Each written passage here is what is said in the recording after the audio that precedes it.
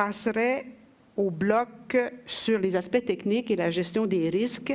Et notre expert qui va venir nous faire la présentation pour ce bloc est M. Dussault. M. Maurice Dussault est ingénieur. Il pratique au Québec, mais aussi à l'international. Donc, c'est un expert de calibre international, notamment dans le domaine de la géomécanique pétrolière, que ses recherches l'ont amené à approfondir. M. Dussault, à vous. Merci à vous tous d'être ici avec nous ce matin pour la présentation de ces études EES. Et je dois remercier surtout notre gérant, notre président, M. Charland, qui nous a donné beaucoup d'espace pour mettre en place ces études. Et surtout M. Pascal Perron, à ma gauche, qui a vraiment géré les devoirs avec tous nos experts, les experts québécois, les experts de Terre-Neuve pour les études milieu marin, parce qu'ils ont des connaissances assez pointues, assez profondes, là, à l'université Memorial University of Newfoundland. Alors, on a fait des demandes d'études à ces gens-là, et c'est mon devoir, c'est mon honneur de faire une petite synthèse de ces études.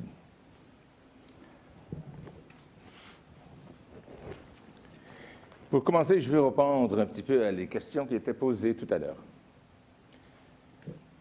Dans ces grands projets industriels, il y a toujours des risques. Nos devoirs, comme professionnels, comme ingénieurs, comme scientistes, comme géologues, c'est d'identifier ces risques, de les quantifier, de les comprendre, de les gérer et de les, disons, améliorer, de les résoudre d'une façon acceptable à vous, la société québécoise. Et c'est dans cet esprit que je présente mon chantier technique. Merci. Voilà. Si on a deux directions, je prends toujours celle qui est... Ouais, voilà. La portée de ce chantier. Voir les questions techniques, les aspects techniques. Déterminer les facteurs de risque, les identifier, de les quantifier. Déterminer les bonnes pratiques industrielles pour mettre en place. Et nous allons les mettre en place ici par des règles, par des lois qui vont être établies à l'avenir sur nos études et sur les études des autres. Pour atténuer les risques, il va falloir les mesurer, il va falloir prendre les données, mettre en place des capteurs, par exemple. Des capteurs de gaz dans l'atmosphère, les capteurs de pression en profondeur, des mesures des mesures isotopiques de ces gaz naturels, les questions comme ça, pour gérer l'atténuation de ces risques. Constituer les citoyens, parce que les biens d'un développement potentiel doivent revenir aux citoyens de Québec.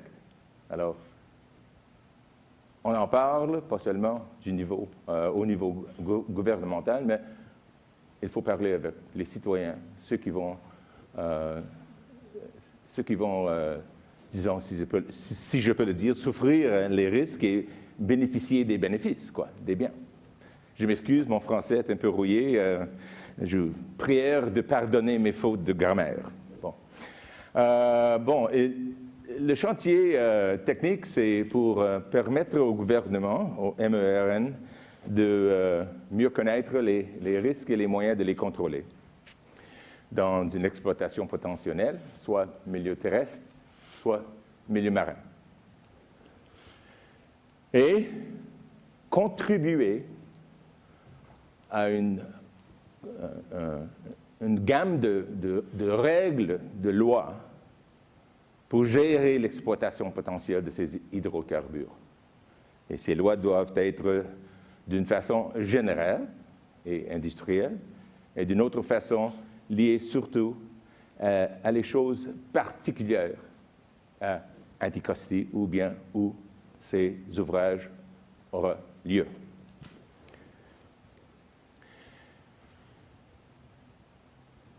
Il y a 3 points, peut-être 4. La sécurité des personnes, numéro 1. La sécurité de vos biens, numéro 2. La protection de l'environnement et la récupération efficace de ces ressources naturelles.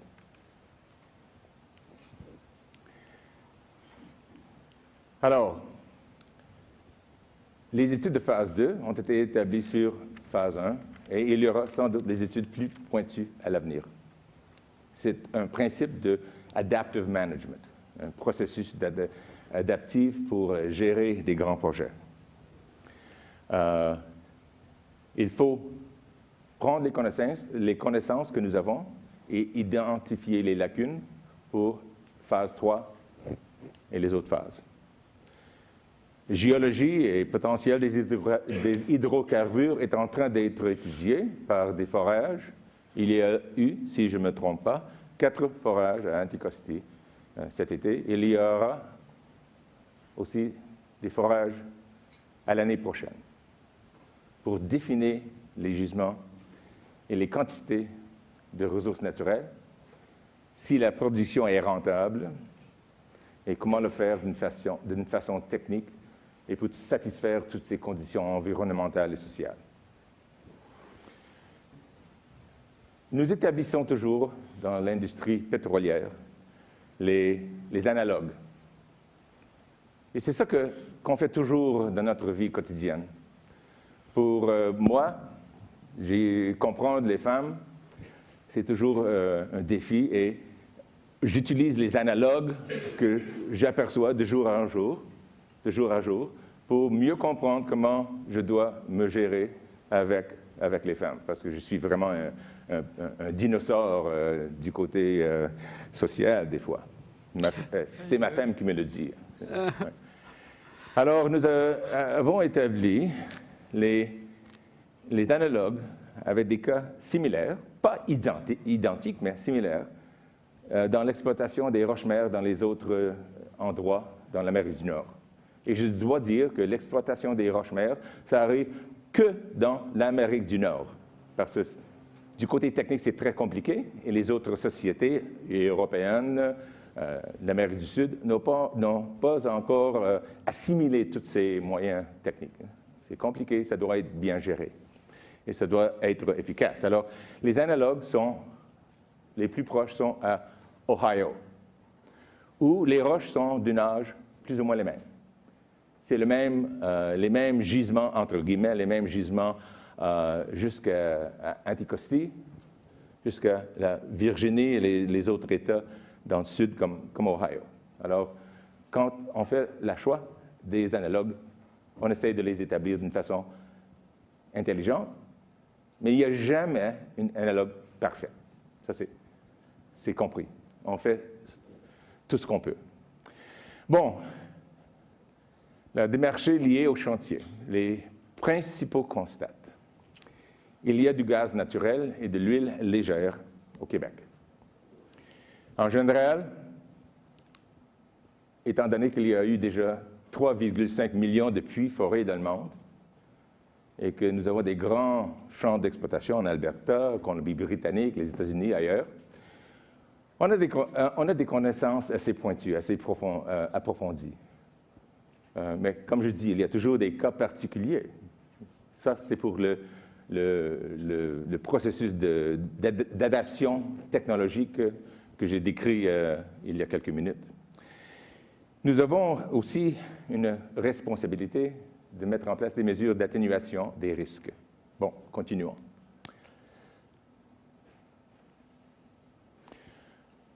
Bon, afin de savoir ce qu'on connaît et ce qu'on ne connaît pas, on a demandé des études.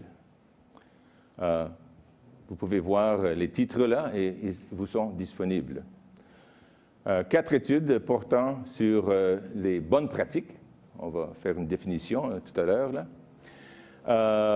Pour les données géophysiques, les données géologiques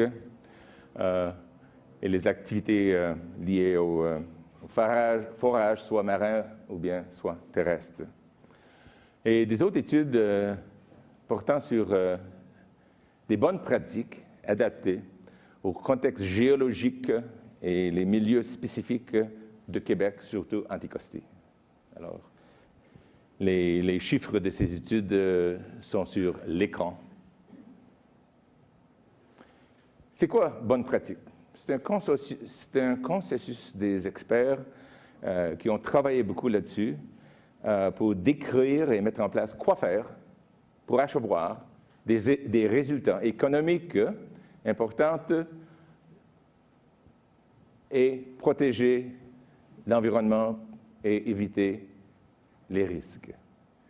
Et si on ne peut pas éviter les risques, c'est important de contrôler les conséquences d'un événement.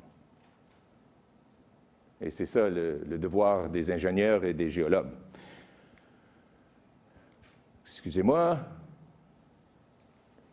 Les bonnes pratiques adaptées au Québec. Vous avez déjà des champs de pétrole et de gaz au Québec. Vous avez fait des forages, vous êtes en train de faire des exploitations assez petites, mais importantes pour apprendre le savoir-faire.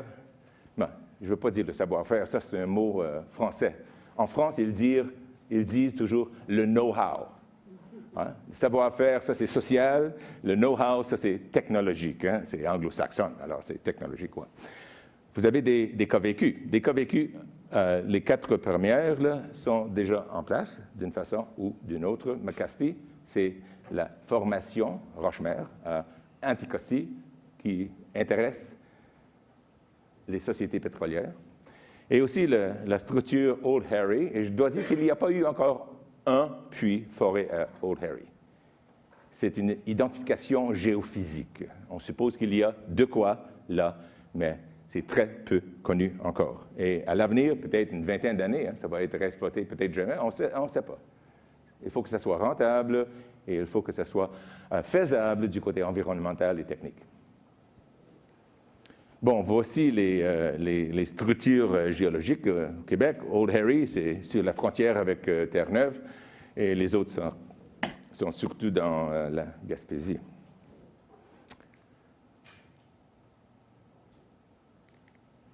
Passons au risque. On ne peut rien faire sans risque, c'est bien connu. Et tous les grands projets, par exemple les barrages, ont des risques.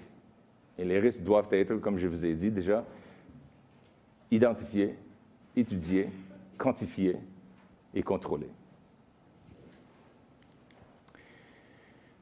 Quelques études ont été établies sur les risques géologiques, comme la stabilité des sols, des risques induits par un développement anticosti, les mouvements, la présence des failles. Par exemple, on peut établir une distance entre les sites d'exploitation et la faille de Jupiter, par exemple, en disant, bon, il faut s'éloigner d'1 kilomètre ou quelque chose comme ça.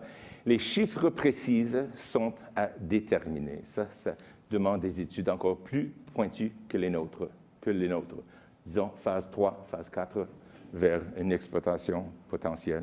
La présence des argiles gonflantes qui peut nous donner des risques pendant le forage, mais ça paraît que la quantité des argiles gonflantes dans les couches supérieures, les quantités sont assez faibles. Alors, c'est un risque théorique.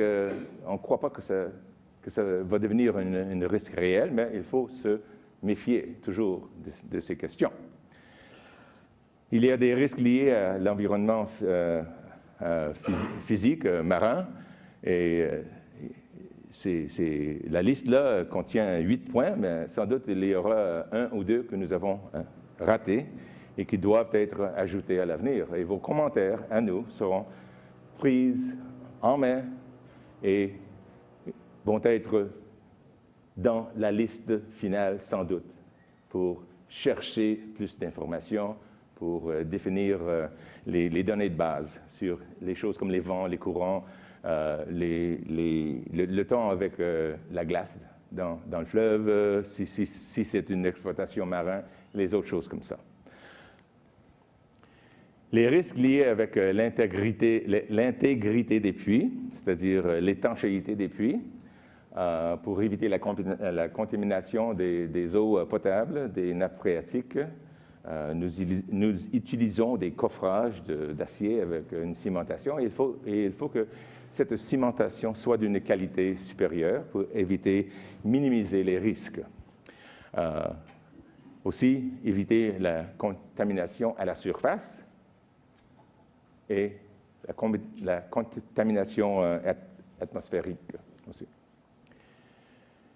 Quelques risques opérationnels pendant le forage, surtout, c'est les éruptions accidentelles. Si, par exemple, on rencontre des zones surpressurées ou bien même sous-pressurées où on a des fuites de bout de forage, ce qui donne des risques que nous devrions gérer. Des autres risques qui sont surtout du côté environnemental, par exemple les espèces envahissantes qui peuvent peut-être arriver avec les bateaux et les camions. Et d'autres.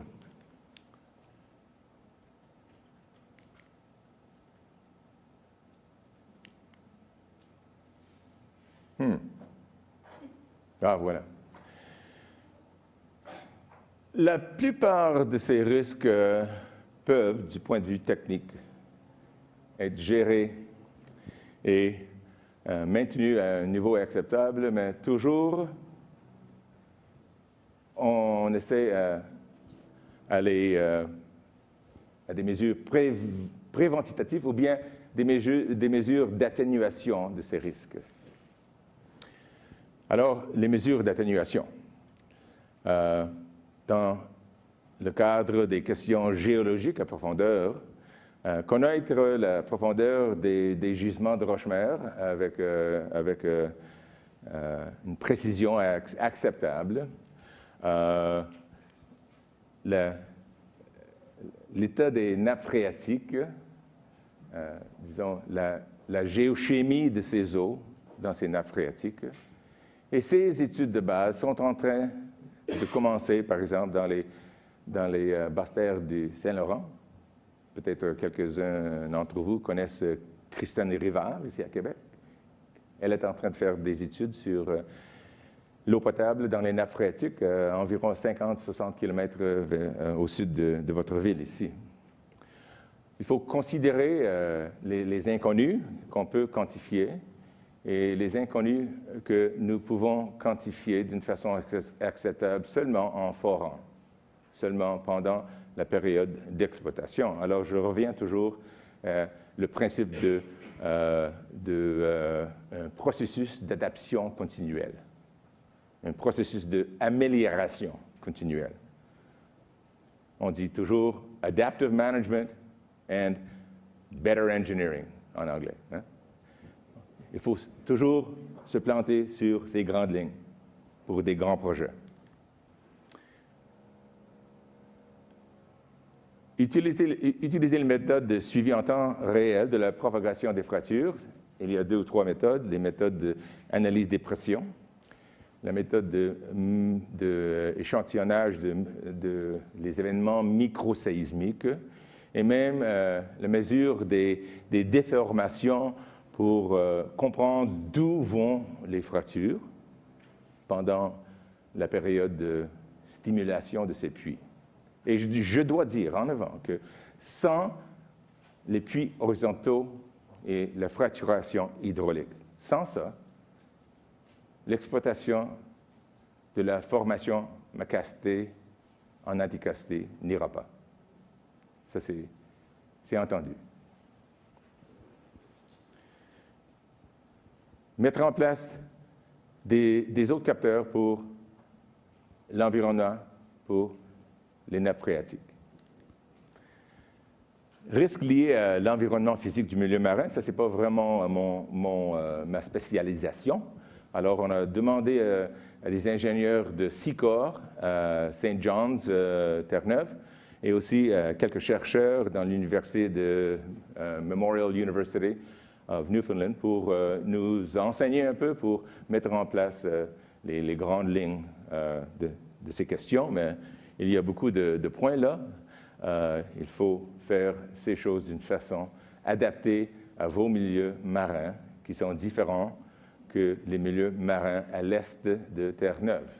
Vous êtes dans une fleuve, il y a beaucoup de transports marins et les vents, les courants, la glace, c'est différent. Alors, il faut comprendre comment c'est différent et comment on peut éviter que ça soit inconnu ou bien imprévu, c'est-à-dire comprendre toujours. Mettre en place un réseau à long terme pour les données relatives au vent, les orages, les courants. Ça, c'est évident, pour contrôler les risques.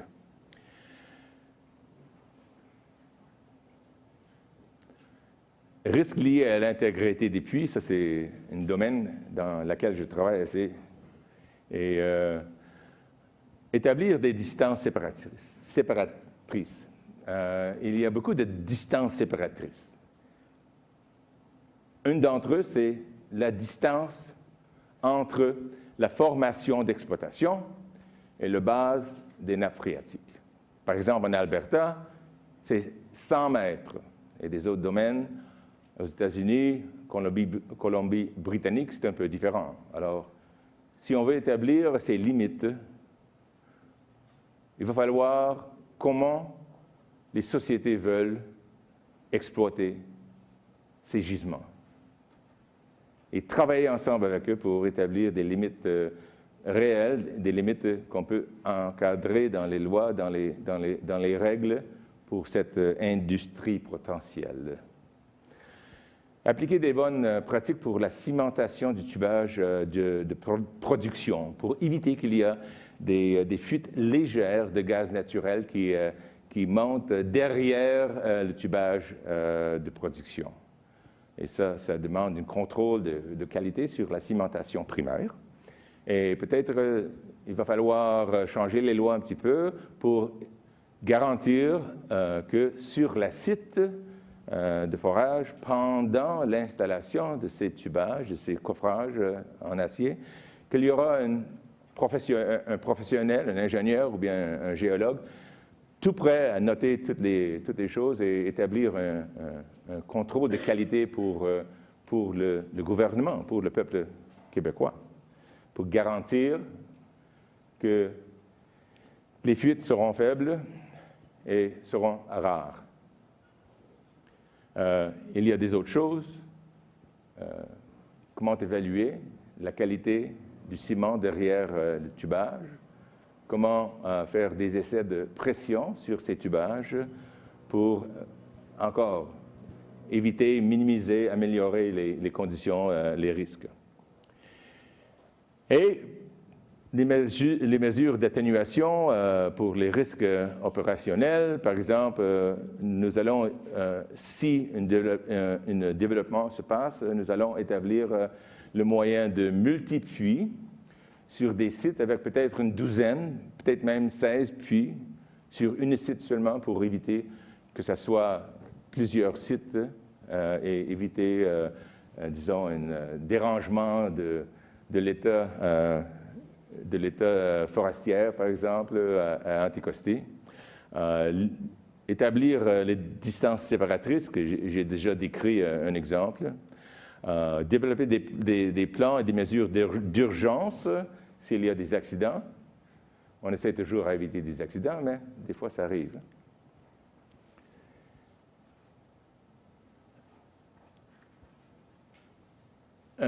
encadrement législatif et réglementaire pour contrôler l'industrie, pour que ça soit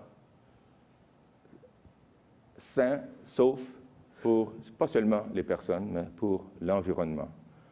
Alors, tous les endroits où on fait de l'exploitation du pétrole, il y a des agences, par exemple, en Alberta, on appelle Alberta Energy Regulator, et c'est à eux de gérer les choses. Et il faut aussi que le MERN prenne soin de surveiller les surveilleurs, les gens qui sont en train de mettre en place et de contrôler ces règles. Ça, c'est faisable, ça se fait. Des bonnes pratiques doivent être établies, soit par loi, soit par une règle ou bien une proposition pour l'industrie. Et c'est l'industrie qui fait elle-même ces listes de bonnes pratiques.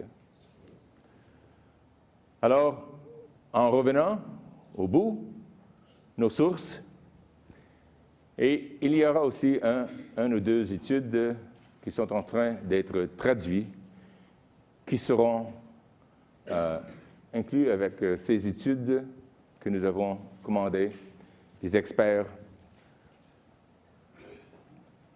de Québec, des experts de Terre-Neuve et de moi, de l'Ontario.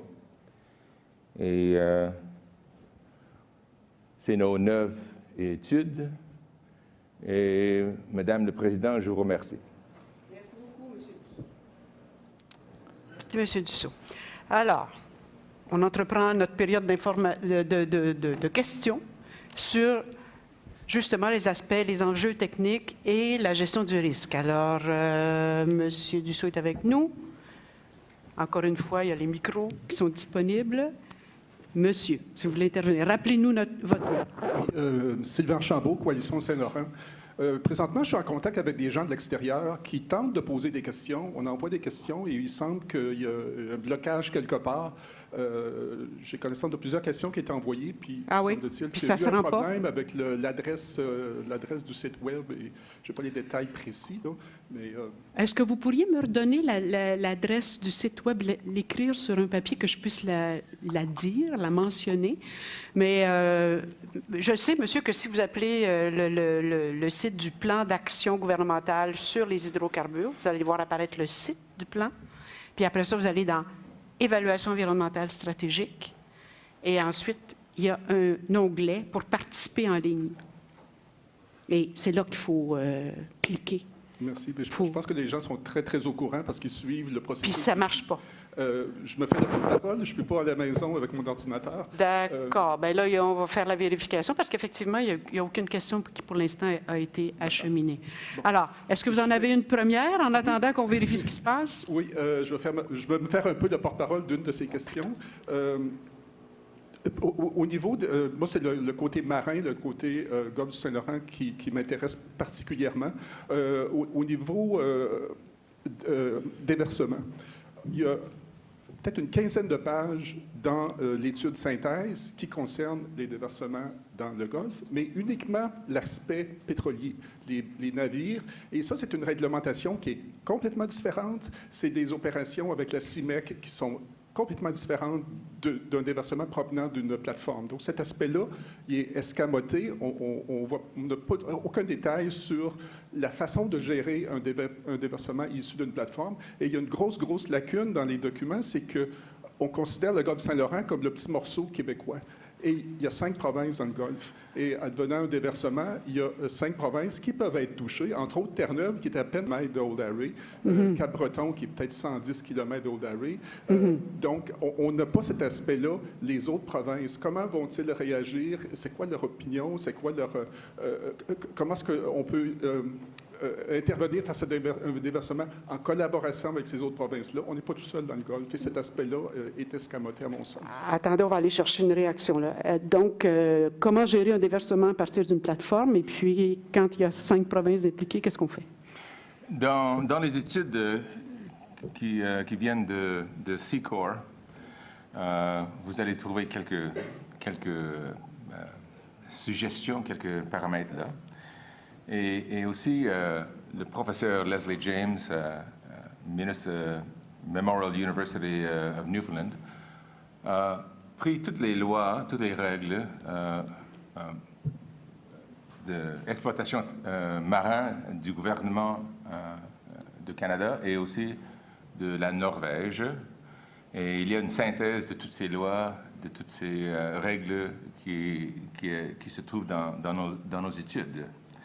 La question de coopération entre les provinces, ce n'est pas une question technique, c'est une question politique. Et si vous pouvez identifier des lacunes et nous convaincre que ces lacunes sont importantes, j'ai aucun doute que le ministre se plantera sur ces lacunes.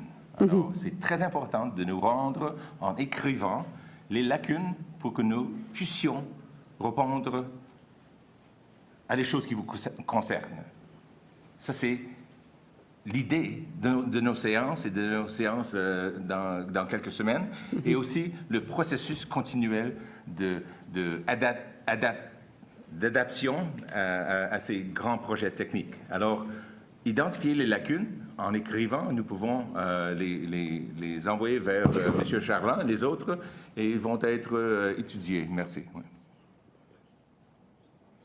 Donc, M. Dussault, ce type d'études-là, c'est-à-dire justement les déversements gérés à partir d'une plateforme, ça n'a pas été couvert par les études qui ont été publiées jusqu'à maintenant ou faites jusqu'à maintenant. En détail, je dirais oui et non. Peut-être pas dans un détail suffisant pour le monsieur, mais les lois en Norvège et les lois marines de Terre-Neuve, à l'est de Terre-Neuve, où les conditions, évidemment, sont différentes, ont été étudiées par Leslie James. Et dans Monsieur Perron, dans quelle étude elle a pris... Est-ce qu'on peut apporter un... 07, où les lois sont décrites d'une façon sommaire, oui. C'est phase 2 seulement. En phase 3, en phase 4, quand les études seront plus pointues, ces lois peuvent être amplifiées, peuvent être décrites en plus de détails, et surtout, quand le gouvernement de Québec met en place les règles pour l'exploitation. Là, les détails seront plus grands que nos études. Hein. Nos études seront que phase 2. Et il y aura des études plus pointues à l'avenir. Juste avant que je vous laisse la parole, là, le site, l'adresse Internet qu'il faut utiliser, je la donne maintenant, actuellement. EES@mern.gouv.qc.ca. On répète, EES, Évaluation environnementale stratégique, @mern.gouv.qc.ca. Web diffusion, il faut le donner avant? Oh. OK. Alors, avant EES, on recommence. Web diffusion, barre de soulignement, EES, et là, ça continue, mern.gouv.qc.ca. Web diffusion, barre de soulignement, EES@mern.gouv.qc.ca. Allez-y, monsieur. Merci. Deux petits points. M. Dussault nous dit qu'ils vont considérer les critiques ou les points, les lacunes qu'on va soulever pendant le processus pour écrire le rapport final. Mais est-ce qu'on va pouvoir commenter ce rapport final? Comme c'est l'habitude dans toutes les ES qui se respectent, on commente le rapport final pour voir si tout a été bien intégré, tout a été bien... OK. Monsieur Bégin, sur la démarche.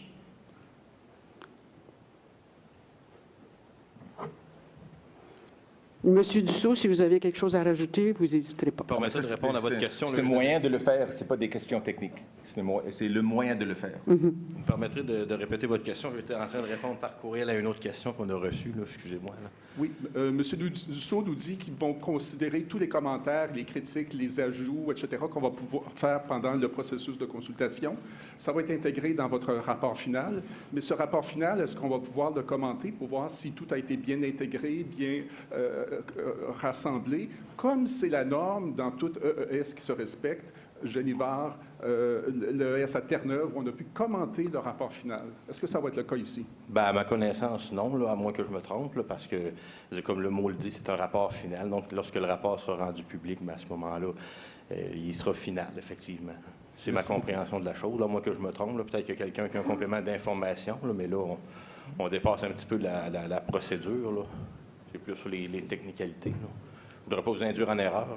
Non, ça va, M. Bégin.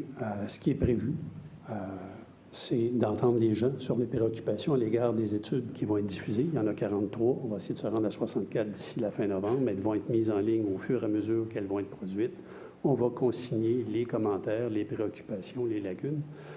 Encore une fois, une EES, ce n'est pas une encyclopédie. C'est une étape dans un processus d'évaluation des principaux enjeux, des facteurs de risque, des façons d'y faire face, en documentant soit nos pratiques à nous, ou soit les pratiques dans des activités analogues ou similaires ailleurs dans le monde, puis s'inspirer de ces pratiques-là pour encadrer l'exploration et peut-être l'exploitation éventuelle des hydrocarbures en sol québécois. Mais il n'y aura pas de... Si vous me demandez, suite au rapport... Parce qu'en fait, le rapport préliminaire des EES, c'est ce qui a été diffusé, les études, bilan des connaissances, les 64 études, le document en synthèse, puis on va intégrer les préoccupations, les commentaires qu'on va recevoir des gens tout au long des assemblées publiques. L'activité d'aujourd'hui, c'est un peu, avec les experts qui ont bien voulu y participer, éclairer le débat public sur les principaux enjeux, principaux facteurs de risque liés à l'exploitation des hydrocarbures, que ce soit en milieu marin, en particulier dans le Golfe, ou en milieu terrestre. Ça va? Merci, mais ce qu'on nous présente à date, c'est le titre des études et c'est grossièrement les chapitres en résumé de ces études-là. C'est très, très, très résumé. À mon sens, ce n'est pas une discussion sur ces études-là, sur les résultats. Exemple, M. Dussault parle de la GTEC 07 qui concerne les bonnes pratiques en milieu marin. On nous cite dans l'étude les règles à Terre-Neuve. Mais ces règles à Terre-Neuve, elles ne sont pas parfaites. Et il n'y a aucune critique à l'intérieur du GTEC 07 sur ces lacunes-là. Et on nous les présente comme étant le summum des bonnes pratiques en milieu marin. Je dois dire que nous, les ingénieurs, ne sommes pas parfaits. Jamais. On essaie toujours à prendre des données, à les comprendre, et à mettre en place des lois plus sécures, des moyens plus sécures. Mais c'est une évolution continuelle, technologique. On fait des études, mais on n'aura jamais à 100% la connaissance de tous les risques, tout détaillés. Nous ne sommes pas parfaits. On essaie toujours de continuer ces études et d'améliorer les bonnes pratiques pour achevoir un niveau de sécurité qui soit acceptable à la société en général, au peuple du Québec. C'est ça nos devoirs comme ingénieurs. On n'utilisera jamais les mots « perfection ». C'est toujours un chemin à traverser et je crois qu'on a une bonne expérience à contrôler ces risques ailleurs et on peut accéder à ces moyens, à ces données, à ces pratiques pour assurer le développement du côté technique. Ça, c'est mon chantier seulement, c'est le côté technique. J'ai pas de commentaires sur les questions de transport ou bien de d'économie. Mais si je comprends, monsieur, je comprends bien votre intervention. Au fond, ce que vous dites, c'est que vous auriez souhaité qu'il puisse y avoir un forum qui permette de discuter les études, le contenu des études, les méthodologies, de façon un peu plus déployée. Soulever les points forts de certaines de ces études-là, soulever aussi les points faibles, celles dont je vous parle, qui regardent, qui listent les pratiques à Terre-Neuve. Il n'y a rien de critique. D'accord. On ne dit pas, il y a des meilleures pratiques en Norvège, et je peux vous en lister plein de ces pratiques-là en Norvège qui sont meilleures que celles de Terre-Neuve, et on ne les présente pas. Donc, on laisse croire aux gens que les pratiques à Terre-Neuve, qu'on va répéter ici au Québec, sont les meilleures. D'accord. Je pense qu'on prend bien en note votre commentaire. Bon, alors voilà une question qui vient du Web. De quelle façon les recommandations du BAP sur l'exploitation des ressources, notamment le gaz naturel, sur les nappes phréatiques des îles de la Madeleine, ont-elles été prises en compte? J'ai fait aucune évaluation moi-même de la condition des nappes phréatiques dans les îles de la Madeleine. J'ose pas commenter là-dessus parce que je n'ai pas les connaissances. Est-ce qu'il y a quelqu'un ici qui peut commenter ou non? Ce n'était pas dans notre définition de travail. Alors, bon, ce que je constate, c'est que personne ne peut répondre à ça. Est-ce que il faut conclure que les études n'ont pas couvert cette dimension-là? Je crois que l'exploitation potentielle des ressources des îles de la Madeleine n'a pas été sur la table. Non, en fait, ce qu'il dit, c'est les recommandations du BAP sur l'exploitation des ressources, notamment le gaz naturel, sur les nappes phréatiques des îles de la Madeleine. Donc, si vous exploitez, s'il y a exploitation des ressources, que ce soit en Anticosti ou ailleurs, c'est ce que je comprends de la question, est-ce qu'on a étudié l'impact sur les nappes phréatiques des îles de la Madeleine? Qu'on le sache, pas spécifiquement. Cependant, les mesures d'atténuation, de compensation peuvent être faites. Oui. En eau parlant, ici, les mesures de minimiser, d'atténuer les risques liés à la contamination potentielle des nappes phréatiques à Anticosti sont plus ou moins similaires que les moyens, les îles de la Madeleine, c'est-à-dire les distances séparatrices, les données de base. Il faut établir les données de base, ce qui est en train d'être commencé ici à Québec. Il faut établir la géochimie de ces eaux, où l'exploitation de ces eaux se fait présentement à Anticosti. Toutes ces questions seront sans doute continuées dans les études à venir et elles doivent être aussi adressées par les sociétés d'exploitation qui vont rentrer à Anticosti peut-être à l'avenir pour développer ces ressources. Ça, c'est des études continuelles qu'il faut faire, de plus en plus pointues.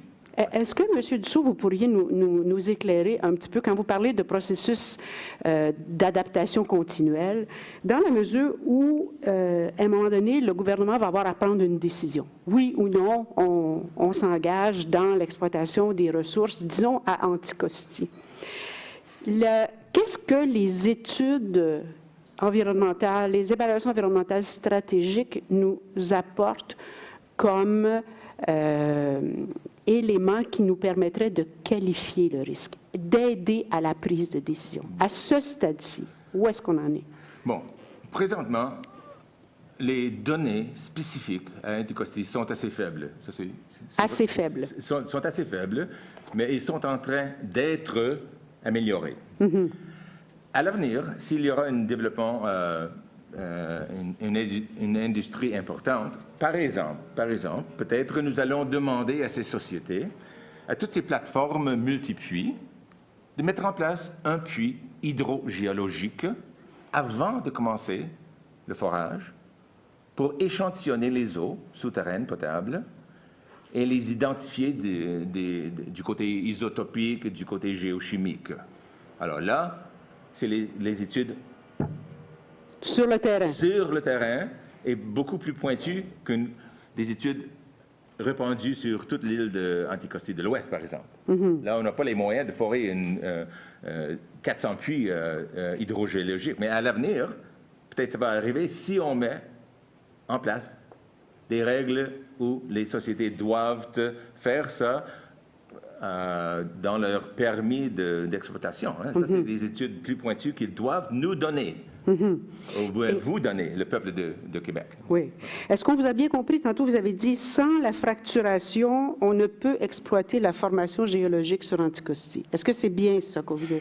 Je dirais qu'à 95-98 que c'est notre optique technique présentement, que sans ces puits horizontaux et sans la fracturation hydraulique multi-étapes dans ces puits, les puits ne seront pas rentables. Ouais. Ne sont pas rentables. Ouais. D'accord. Alors, quelques autres questions qui viennent du Web.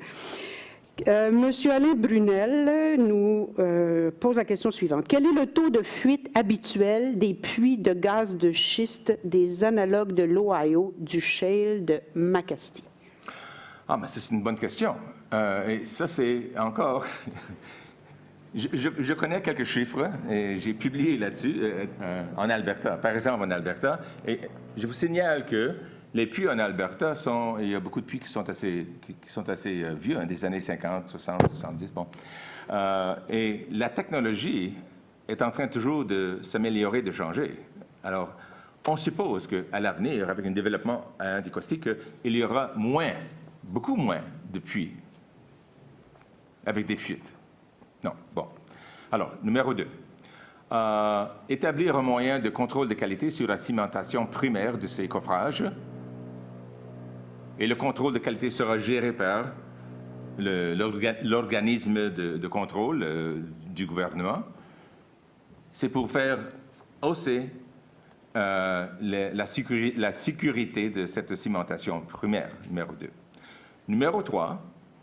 Les fuites que nous apercevons ici dans les terres basses du Saint-Laurent, les puits qui ont été forés dans les années suivantes, là, les fuites sont de méthane. Presque le méthane à 100%. Et le méthane n'a pas d'effet toxique. Je ne veux pas dire que c'est quelque chose de bénéficiel, pas du tout, mais le méthane n'a pas d'effet toxique. Numéro 4. Entre Québec et la frontière des États-Unis, il y a des milliers et des milliers de puits d'exploitation d'eau pour les fermes, les villages. Ça paraît qu'entre 10 à 20 de ces puits ont déjà du méthane de profondeur naturellement dans l'eau. C'est pas quelque chose qui nous donne des grands effets sur la santé publique. C'est quelque chose de naturel. En Ohio, en Pennsylvanie, au Québec, il y a des milliers de puits privés qui ont de la méthane naturellement dans l'eau. Et on n'aperçoit pas un grand effet santé. Alors, il y a beaucoup de points à continuer, mais ça, c'est les grandes lignes. Mais est-ce qu'on a quand même un chiffre ou un ordre de grandeur du taux de fuite habituel des puits de gaz de schiste? C'est ça qui est la question.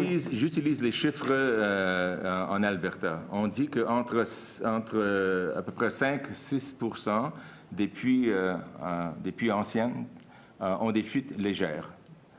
À la moyenne, c'est à peu près 100 kg par an. À la moyenne.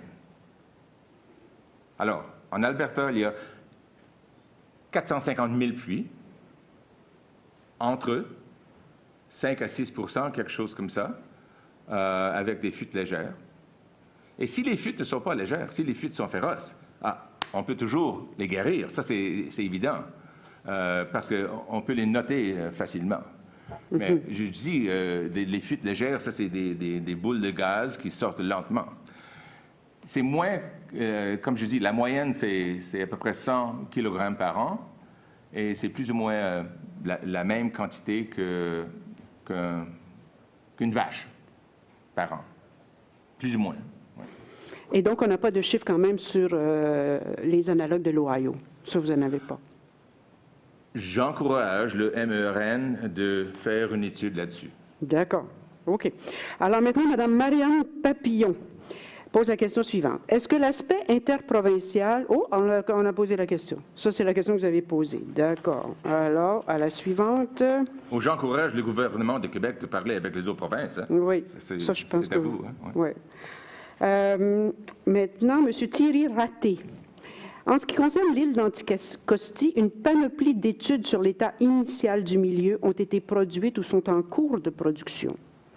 Exemple concernant le milieu aquatique et les populations de saumon. Qu'en est-il de la Gaspésie? Pourquoi de telles études n'ont pas été considérées comme étant nécessaires? Par exemple, les gisements Galt et Bourque sont situés dans les bassins versants de 2 grandes rivières à saumon de Gaspé, soit York et Dartmouth. Ouh, ça va. Ça s'adresserait plus à M. Bouchard.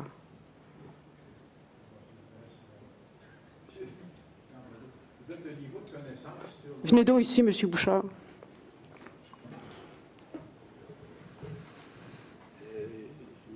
Le niveau de connaissance sur Anticosti, sur la base, sur les nations de base, était tellement faible que, évidemment, les efforts et les énergies et les fonds ont été ciblés davantage sur Anticosti. Ça ne veut pas dire qu'on ne s'intéresse pas à tout ce qui se fait ailleurs.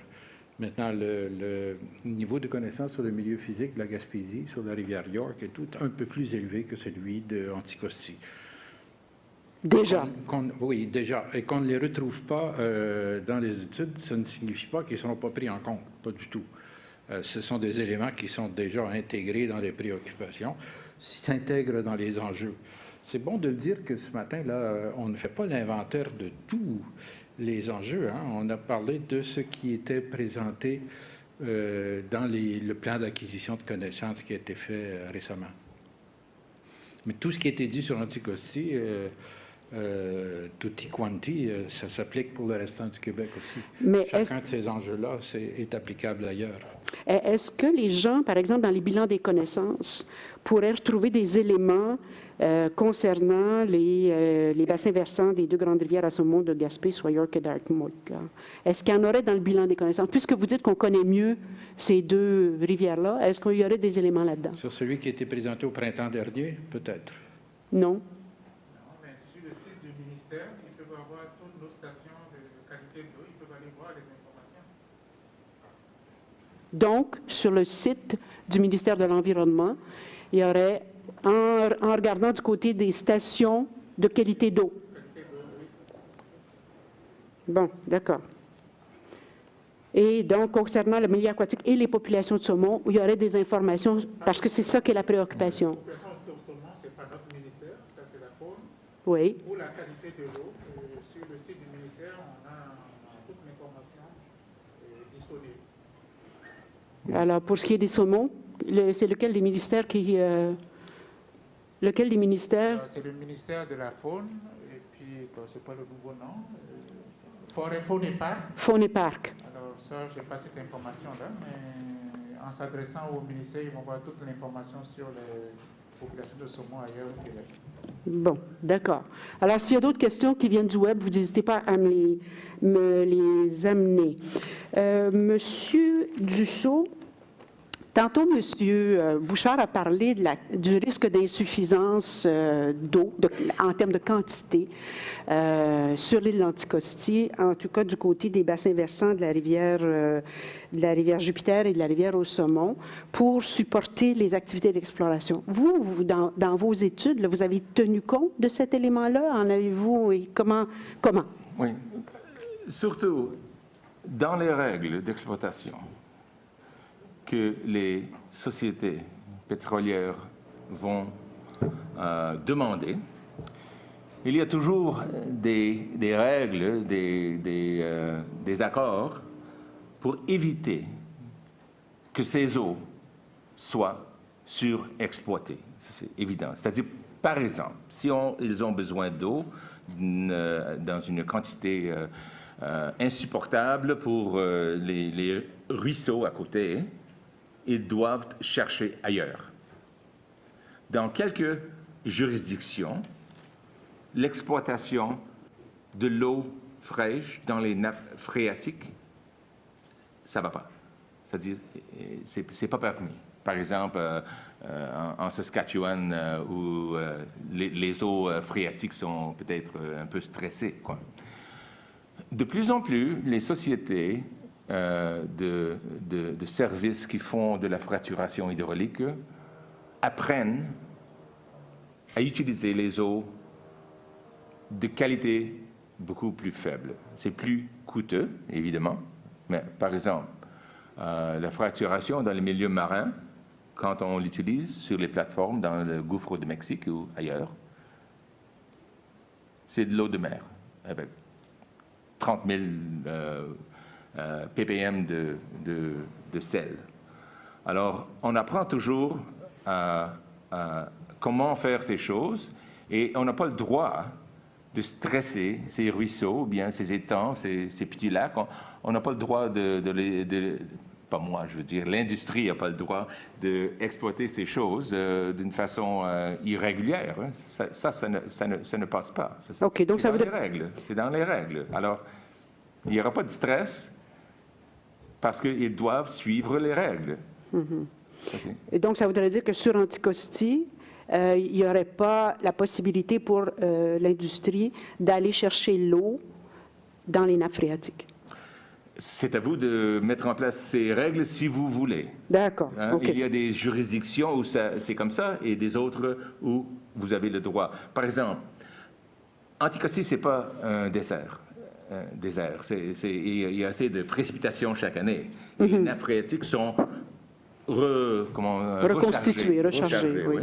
Alors, peut-être, ça pourrait se passer qu'ils ont le droit d'exploiter quelques mètres cubes, quelques milliers de mètres cubes par an, mais à condition que les nappes phréatiques ne soient pas dépourvues de précipitations, de rechargement. Hein. Mm-hmm. Ouais. Peut-être juste un commentaire pour l'auditeur en ligne là, concernant les activités de fracturation. Plus fort, Pascal. Puis, je dois parler plus près. Bon, voilà, c'est mieux. Alors, pour l'auditeur qui pose la question en lien avec les prélèvements d'eau, les prélèvements d'eau qui découlent des activités de fracturation, je pense que les études de GTEC6 définissent très bien les types de produits qui peuvent être utilisés pour la fracturation, de même que les bonnes pratiques qui sont applicables en lien avec les prélèvements d'eau, c'est-à-dire notamment la réutilisation des eaux de fracturation pour des stages et des fracturations subséquentes. Également, l'utilisation d'avenues différentes que l'eau, comme on a mentionné tantôt dans la présentation de l'environnement, notamment le propane, et aussi l'utilisation de l'eau de mer par un processus de désalinisation, désolé, pourrait permettre de mener à bien des activités de fracturation sans directement prélever, soit dans les ruisseaux ou les nappes phréatiques. Ça, c'est GTEC6. C'est dans GTEC6. GTEC6. On a de bons éléments et de bonnes pistes de solutions pour cet aspect. D'accord. Monsieur. Oui, Sylvain Archambault, Coalition Saint-Laurent. J'aimerais revenir sur les îles de la Madeleine. J'avais l'impression que l'ES concernait tous les sites potentiels au Québec, tous les bassins versants potentiels au niveau exploration pétrolière et gazière. Aux îles de Madeleine, il y a un projet d'exploration gazière. Il y a eu un BAP, je crois que c'est l'année dernière, qui a posé des constats extrêmement sévères sur la possibilité d'avoir de l'exploration gazière sur les îles au niveau de dangerosité face aux nappes phréatiques. Est-ce que les conclusions... Parce que je n'ai pas vu les îles de la Madeleine dans la carte. Il y a une carte qu'on revoit quelques reprises, où on voit O'Darey, on voit Aldeman, Galles, tout ça, mais on ne voit pas les îles de la Madeleine comme étant un site potentiel. Est-ce que ce rapport du BAP va être inclus dans l'ES ou on va l'oublier? Parce que les résultats de cet ES-là, le rapport final, va un petit peu chapeauter tout ce qui s'est fait à date au Québec si on regarde comment ça se déroule. Est-ce que ce fameux rapport du BAP va être un petit peu oublié et mis au... La réponse qui vient d'ici, c'est qu'il va être pris en considération. Exactement. Tout à fait. Ouais, je vous remercie. Hein. Monsieur, je veux vous remercier parce que identifier les lacunes, pour nous, c'est absolument fondamental, c'est important. S'il y a des lacunes qu'on peut gérer, nous allons les gérer, en principe. Oui. En fait, ce qu'il faut comprendre de la démarche, pour éclairer un peu votre intervention, Plus fort, Pascal. qui est tout à fait pertinente, je suis désolé, je ne parle pas fort. Je pense qu'il faut comprendre que la démarche dans la première phase de l'IES, au niveau du chantier technique, ce qu'on a fait, c'est qu'on a fait faire une synthèse au niveau du chantier économique, une synthèse de la géologie et du potentiel du Québec. Et au niveau de cette synthèse-là, ce qui est ressorti comme étant les structures géologiques qui auraient le meilleur potentiel pour des travaux d'exploration ou d'exploitation éventuels sont les structures de Massé, les structures de Galles, de Bourque, d'Aldiman, d'Old Harry, puis évidemment la formation du Mécastie. Donc, c'est sûr que d'un point de vue, dans cette optique-là, les îles de la Madeleine n'ont pas été observées directement, considérant qu'ils n'ont pas ressorti dans la phase 1 comme étant un prospect potentiel pour des travaux d'exploration et d'exploitation d'hydrocarbures. Mais évidemment, comme M. Charland mentionnait tout à l'heure, c'est évident que les résultats du BAP, que ce soit le BAP sur les nappes phréatiques, sur les îles de la Madeleine, ou encore les travaux du BAP sur le gaz de schiste, ou encore les travaux des EES Marine 1 et 2, même si les résultats de l'EES Marine 1 ont mené au projet de loi 18, c'est sûr que tout ça va être considéré dans le rapport final et dans l'approche qu'on va faire d'un point de vue technique, comment on va réaliser les travaux. C'est évident. Donc là, il faut prendre pour acquis qu'il y a que les structures géologiques sur lesquelles, que vous avez nommées, là, Old Harry et compagnie, sur lesquelles vous avez accumulé de l'information dans le cadre de ces EES-là.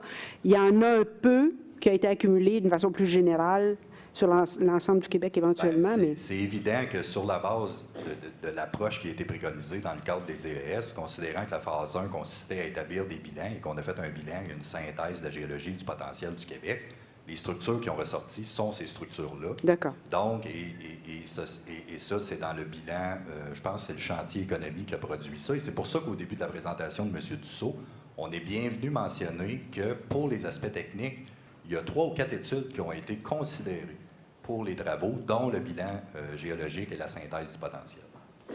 Monsieur, vous voulez bien vous nommer? Oui, madame. David Lefebvre de l'Association pétrolière et gazière du Québec. Donc, nous, on veut simplement, sur le plan technique et technologique, saluer le travail qui a été fait au niveau du moins des 43 études qui ont déjà été publiées, qui se joignent effectivement aux différents rapports du BAP qui ont été publiés, à l'évaluation environnementale stratégique sur le gaz naturel de schiste dans les basses terres du Saint-Laurent. Donc, on a un corpus d'études, on a un corpus de travail sur le plan technique qui a été fait au Québec. Il faut bien réaliser qu'il a été fait à peu près nulle part ailleurs dans le monde. C'est un travail qui, sur le plan de l'ingénierie, sur le plan technique, est très poussé, très avancé. Et effectivement, là, je peux me permettre, effectivement, la question des îles de la Madeleine et tout ça, c'est certain que la manière dont cette évaluation environnementale stratégique a été présentée, c'est effectivement en complémentarité à ce qui avait déjà été fait sur les zones et territoires où il y a exploration, possibilité d'exploration, possibilité d'exploitation. Entre autres, on n'a pas regardé si le sol de l'Abitibi était propice à tel type de forage ou quoi que ce soit, ce qui est parfaitement compréhensible dans le cadre géologique du Québec. Donc, nous, c'est certain qu'on considère que c'est un travail qui est un cadre qui est fait pour guider le gouvernement, éventuellement, dans l'émission de permis au niveau des compagnies d'exploration et de production, et aussi vers la rédaction et la présentation d'une future loi sur les hydrocarbures au Québec. Donc, nous, c'est davantage comme ça, je pense, qu'il faut comprendre l'exercice, c'est dans ce sens. Des études qui ont déjà été publiées, puis d'ailleurs, il y en a quand même, je pense, à date 342 pages, dont beaucoup de matériel sur